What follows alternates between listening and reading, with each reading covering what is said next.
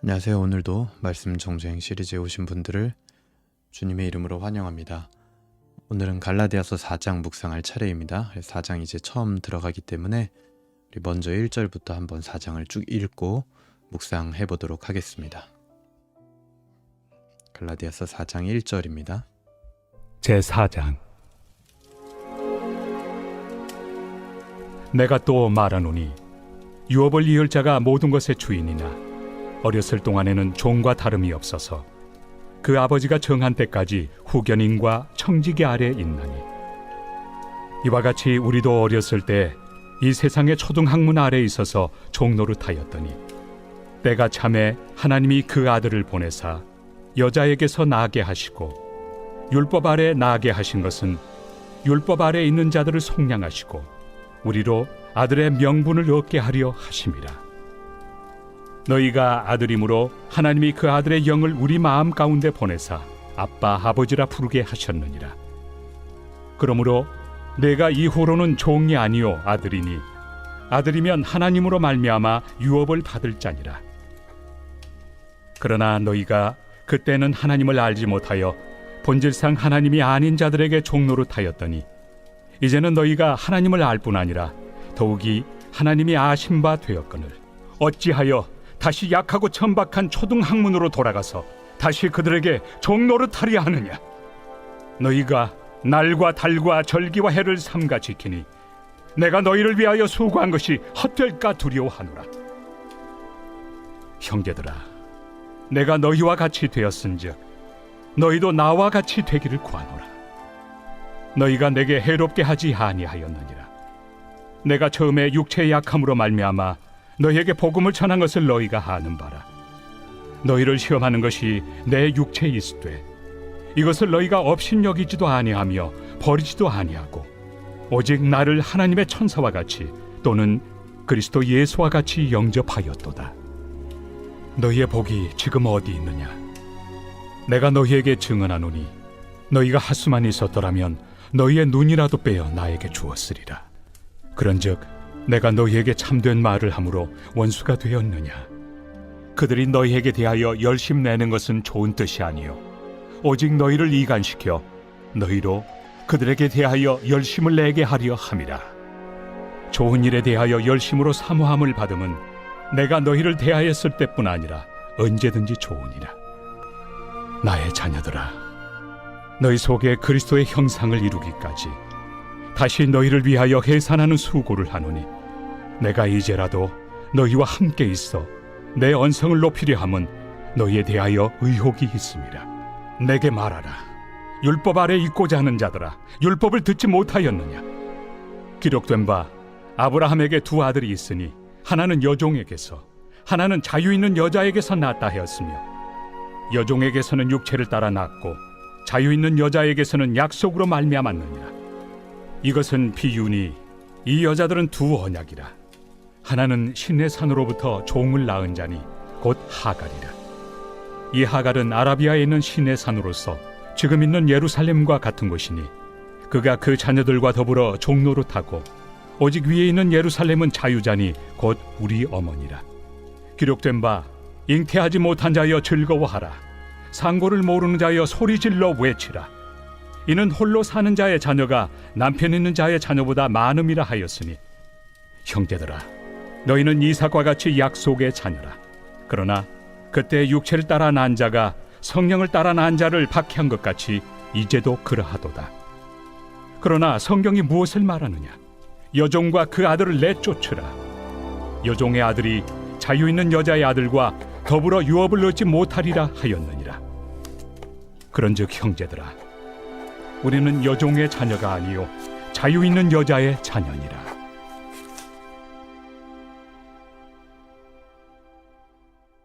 아멘. 우리 같이 4장 읽어봤습니다. 계속해서 이제 4장은 바울이 갈라디아 교인들, 그러니까 교인이라기보다도 갈라디아 지역에 있는 교회에 속한 성도들에게 굉장히 이 애절한 마음으로 편지를 이어가고 있습니다. 오늘은 1절부터 20절까지 우리가 전반부 단락으로, 하나의 단락으로 해서 묵상을 좀 해보면 좋을 것 같은데요. 1절에서 바울이 이렇게 얘기합니다. 내가 또 말하노니 율법을 이을 자가 모든 것의 주인이지만 어렸을 동안에는 종과 다름이 없어서, 이렇게 시작을 합니다. 그러니까 누구나 다 종노릇을 할 때가 있었다라는 거죠. 하나님의 자녀로 부르심을 받은 자도 언젠가는 반드시 이런 시기가 있었다라는 겁니다. 그런데 3절 보세요. 이와 같이 우리도 어렸을 때 이 세상의 초등 학문 아래에 있어서 종노릇하였더니, 4절, 때가 참에 하나님이 그 아들을 보내사 여자에게서 나게 하시고 율법 아래서 나게 하신 것은 율법 아래에 있는 자들을 속량하시고 우리로 아들의 명분을 얻게 하려 하심이라. 누구나 다 종노릇 할 때가 있습니다. 하지만 하나님은 그대로 두지 않으시고 때가 참에 예수님을 보내신 것처럼 우리에게도 때가 참에 하나님의 자녀를 예수님에게로 부르시는 거예요. 이것이 그 사람에게, 그러니까 이 하나님의 때가 그 사람에게 가장 적절한 타이밍이겠죠. 그 때는 누가 알 수 있느냐? 하나님만이 아십니다. 우리는 그저 하나님이 나를 부르신 그 때, 이 때가 가장 적절한 때구나라는 것을 믿는 거예요. 그 사람에게 가장 적합한 때에 부르신 거니까요. 그래서 누구나 이제는 하나님을 아버지라고 부르게 됩니다. 우리 하나님 아버지. 그런데 갈라디아 교인들은 지금 쉽게 말해서 이런 거죠. 아버지라고 부를 수 있는 아들인데 종으로 살려고 하고 있는 거예요. 그래서 바울은 11절 이렇게 말합니다. 내가 너희를 위하여 수고한 것이 헛될까 두려워하노라. 지금까지의 수고가 헛될까 봐 두렵다라고 얘기해요. 그러니까 정말 이 복음 전파에 있어서, 선교 사역에 있어서, 하나님의 일에 있어서 그 담대했던 바울, 자기의 목숨까지도 아끼지 않았던 바울도 보니까 두려워하는 게 있었네요. 그것은 바로 성도들의 실족과 헛된 곳을 향한 다름질, 그리고 또 다시 성도들이 율법의 짐을 지는 것, 그것을 바울은 두려워했습니다. 그 두려움은요, 바울의 열정이 되어서 다시 갈라디아 사람들을 세우기 위하여 이 편지를 열정적으로 쓰는 모습으로 지금 나타나고 있는 거예요. 여러분은 어떻습니까? 우리는 바울과 같이 이렇게 나에게 맡겨진 사람, 그 영혼을 향한 경건한 두려움을 가지고 있습니까? 내 자녀가 나에게 맡겨진 영혼일 수 있을 겁니다. 그리고 또 내 남편, 내 아내, 그리고 나의 직장 동료, 혹은 교회 교우들 모두 내게 맡겨진 영혼이겠죠. 서로 간에 맡겨진 겁니다. 그 영혼들이 예수 그리스도로부터 멀어질까 하는 그 영혼에 대한 경건한 두려움으로 우리는 열정을 가지고 있습니까? 바울은 그게 있었다라는 거죠. 그리고 나서 계속해서 바울은 이제 갈라디아 지역에 있는 교인들을 처음 만났을 때를 이제 회상을 합니다. 내용을 요약해보면 처음 바울과 갈라디아 지역에 있었던 교인들이 만났을 때 이 둘 간의 사랑은요, 정말 뜨거웠습니다. 심지어 14절에 보면 바울도 뭐라 그러냐면 그들이 자신을 향하여 예수 그리스도를 대하듯이 대했다. 그리고 심지어 15절에는 그들이 할 수 있거든 눈까지 빼어서 내게 주었을 것이다 라고 표현할 정도였습니다. 그러니까 바울이 14절에 보면 너희를 시험하는 것이 내 육체에 있었다 이렇게 얘기를 하잖아요. 그러니까 바울이 갈라디아 지역에 이제 도착했을 때 바울의 몸 상태가 되게 좋지 않았던 것 같아요. 그래서 이제 역사의 고증에 의하면, 이제 전승에 의하면 바울이 아마 이 안질, 그러니까 눈병이 굉장히 심하게 있었을 것이다. 그래서 그로 인해서 또 가끔씩 이 간질이나 발작도 했을 가능성이 있다라고 이야기하는 분들도 있습니다. 그러니까 그런 게 이제 바울의 육체에 있었다라면 갈라디아 교인들이 사실은 굉장히 마음이 쉽지 않았겠죠. 자기들을 지도해주는 사도가 뭔가 몸에 병이 있고 막 발작을 한다면. 그런데도 불구하고 이 갈라디아 교인들은 바울을 사랑했고 심지어 눈까지 빼어서 줄 정도로 그렇게 바울을 대했다라는 거죠. 그때를 바울은 잊지 못하고 있는 겁니다. 그런데 그 갈라디아 교인들이 이 유대주의자들에게 지금은 다 넘어가서, 특히 이 유대주의자들의 특징이 뭐냐면요, 17절이에요. 그들이 너희에 대하여 열심을 내는 것은 좋은 뜻이 아니고 오직 너희를 이간시켜 너희로 그들에 대하여 열심을 내게 하려 함이라. 유대주의자들의 특징은요, 자기 자신에 대해서 열심을 내게 했던 사람입니다. 물론 바울이 예를 들어서 갈라디아 교인들을 향해서 너희들은 내 말만 들어야 돼, 내가 너희들을 독차지할 거야, 그런 마음은 아니에요. 바울은 18절에도 인정합니다. 누구든지 좋은 열심으로 너희들을 섬기는 것은 나는 언제든지 오케이, 너무나 좋다. 근데 하지만 유대주의자들은 그런 의도가 아니었다라는 거예요. 유대주의자들은 갈라디아 교인들을 어지럽히는 자들이었기 때문에 바울은요, 그들이 이 갈라디아 교인들을 어지럽히거나 또 유대주의자들이 갈라디아 교인들에게 리더십을 갖게 되는 거 허용하지 않습니다. 각오해요. 어떻게든지 그곳에서부터 빼내리라. 19절에 이렇게 얘기하죠. 나의 자녀들아, 너희 속에 그리스도의 형상을 이루기까지 다시 너희를 위하여 해산하는 수고를 하노니.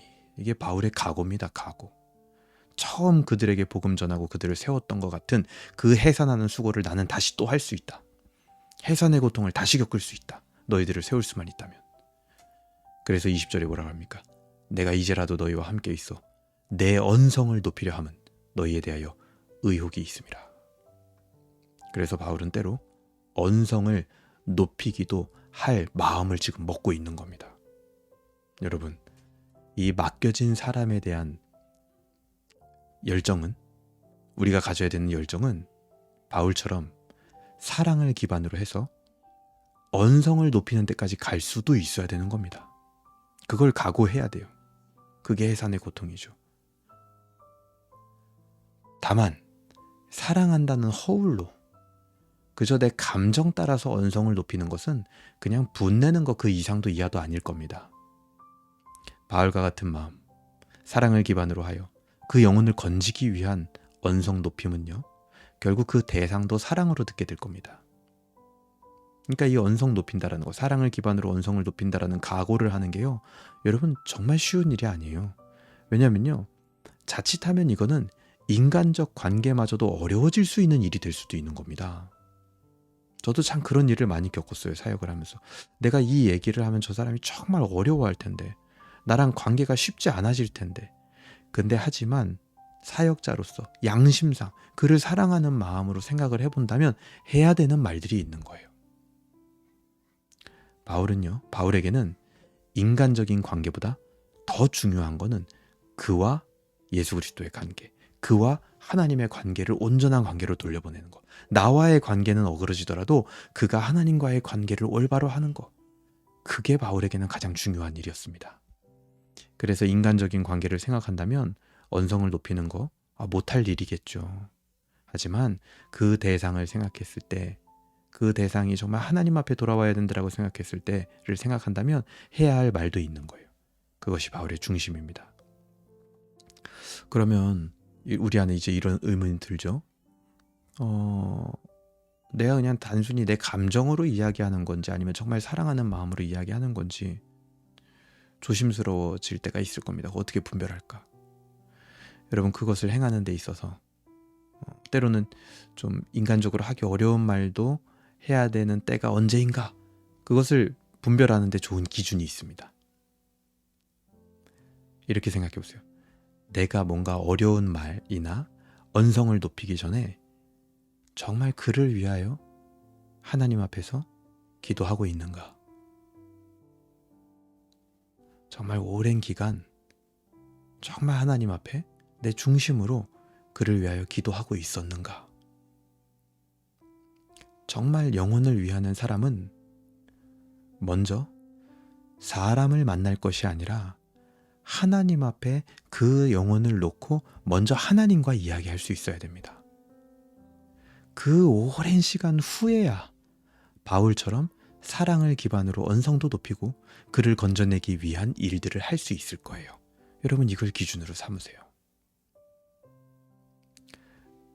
우리 안에 이 영혼을 향한, 우리에게 맡겨진 영혼을 향한 경건한 두려움과 이 열정이 저는 가장 먼저는 기도로 나타나길 바랍니다. 그리고 누군가를 건지기 위해서라면 때로는 인간적 관계가 어려워지는 것을 넘어서 하나님으로부터 말미암은 그 사랑의 마음으로 권하고 대화하는 우리가 되기를 소망합니다. 그때 영혼을 세우는 사람이 됩니다. 그때 영혼을 죄에서 구원하신 예수 그리스도와 하나님과 성령님의 그 행복과 기쁨이 무엇인지를 우리도 알게 될 거예요. 그래서 오히려 영혼을 세우는 일은요, 사실은 거꾸로 말하면 우리 자신을 위한 일입니다. 하나님의 기쁨에 참여하는 일이 되는 거거든요. 예수님도요, 인간적으로 생각해 보면요, 제자들하고 같이 있는 게 더 나을지도 몰라요. 베드로에게 굳이 그런 어려운 말을 할 필요 없을지도 모릅니다. 근데 하지만 하나님과 이 인간들의 관계를 회복하기 위하여 때로는 자기가 십자가에 달리실 필요도 있었던 거예요. 그래서 어떻게 됐습니까? 우리가 하나님과 화목해 되는 결과를 얻게 됐죠. 때로는 우리가 그런 자리에 가야 될 수도 있습니다. 그때 예수님의 그 기쁨, 하나님의 그 행복감, 성령님의 그 충만함, 그거를 우리가 누리게 될 겁니다. 우리는 그것을 바라보며 살아가는 사람들입니다.